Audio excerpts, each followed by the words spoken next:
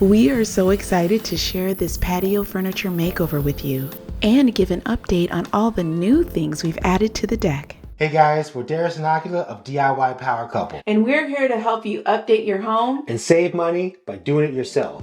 Oh, remember how we started? Before we added any patio furniture, we had to give the deck some love. We started the refresh with a good power wash. Then we did some repair touch-ups before we could give it a fresh coat of stain. This was our first time ever doing something like this, and I didn't think as a DIYer we could make a difference or really bring this deck back to life. But I have to tell you, I was pleasantly surprised at the difference it made. And if you want to see the process to update your deck, you can check out that video on our channel. Now that the deck is refreshed, we're ready to add some patio furniture.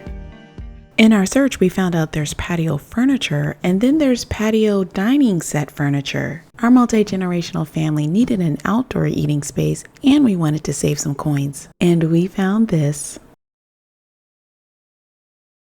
So we just got this set from Facebook Marketplace and we gotta take it off the truck. I did my best to tie it up. You can see the kind of tying that I did, but so I'm gonna get my son to take this off the truck with me and we're gonna take a look at it.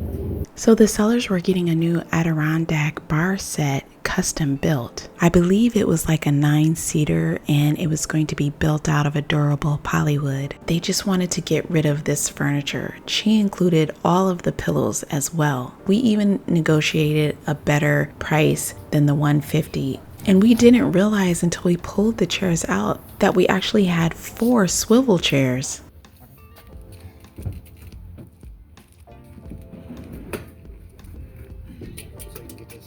When we arrived to pick up the furniture, the seller already had it out in the yard, so we never really saw it as a set except online.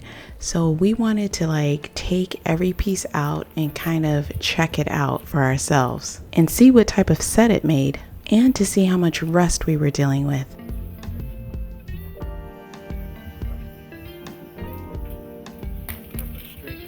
We were pretty surprised that my son was giving us so much help on this project. We placed the ceramic tiles on the table to check them out, and we noticed that they have a nice wood grain pattern on them. We took them back off because now it's time for the rust inspection. You were still checking the chairs to see which ones needed to be tightened or lubricated to make it smooth. As we were checking everything out, this is where we saw the rust. You could see some on the top grating and on the frame of the table. What I noticed is that the majority of the rust is on the bottom of the chairs.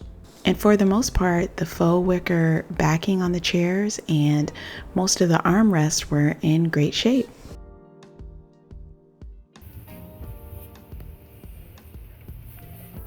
I thought I caught all the rust on the bottom of the chairs, but there was one chair that I totally missed, and so I'll show you what I did to that one later. Now it was time for us to break out those wire wheels to sand the rust. We'll leave a link for these and all of the tools that we used in the description below. Let me tell you, baby girl was ready to sand some rust. Okay, she had her safety goggles on and she was like, "Mom, Dad, let me do it. I can do it." We did not expect that this was part of this DIY project that they were really going to get into. My baby girl is doing it on this project. We're so glad they could have fun and help us out. Our son wanted to do some sanding and then he wanted to move up to another type of brush. He asked if he could use the other wire wheel to sand the rust off the top. You guys know in a DIY project, it's good to have everybody on the same page. This project had more teaching moments than I expected, but it's all good because we want our kids to be safe.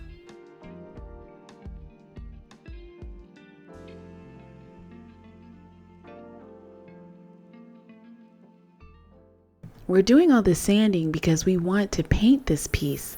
You know we like to prepare our surfaces before painting, and so it's a good idea to remove all of the rust that you can and try to make it as smooth as possible so you will have an even finish when you're priming and painting.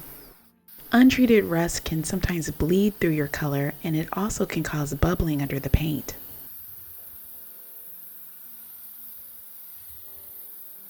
While I was sanding the leg of this chair, that's when I found an issue with another chair.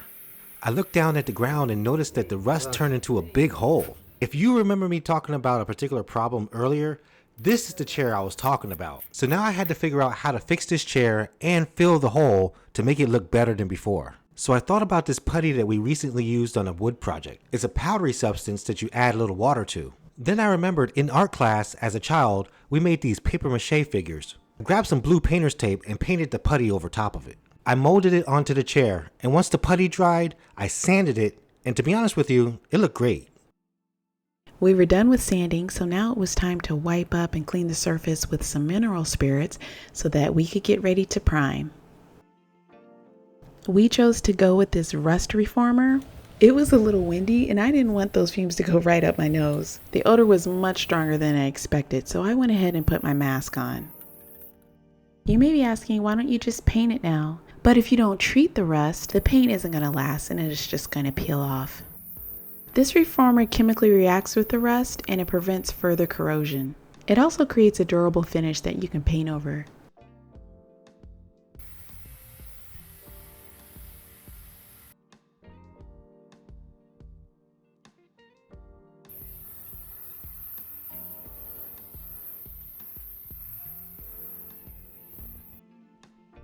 This is just primer, but you can see the difference between the treated side and the untreated side.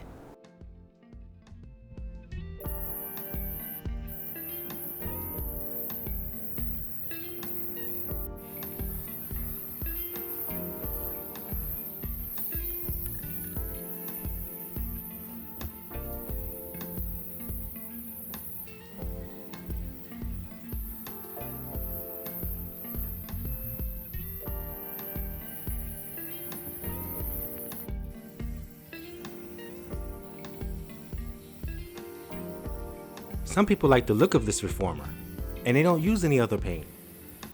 He's bringing that up because I initially wanted to try to have like a coffee brown color for the entire set. In my head, I thought it would blend nicely with the brown wicker. But after it dried, it just looked dull. And after all that work we put in, the color just wasn't popping. So the kids suggested we just give it another top coat of black. We painted everything and then gave a fresh coat to the umbrella base. My mother-in-law loves the color blue, so we gave her old deck chairs a new look. We were just spray painting everything that day.